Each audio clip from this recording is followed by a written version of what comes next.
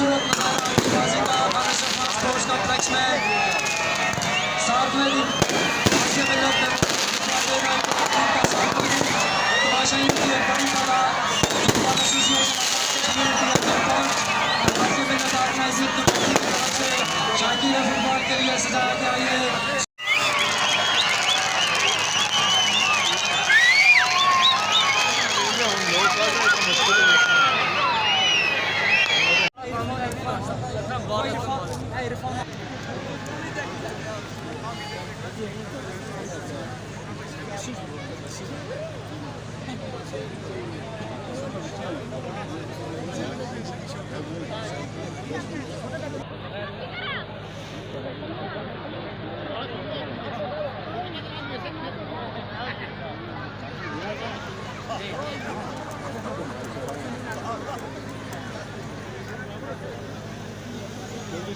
अगर आप मज़ीद हमारी वीडियोस देखना चाहते हैं तो एजे के एक्सक्लूसिव डिजिटल को फॉलो और लाइक करें।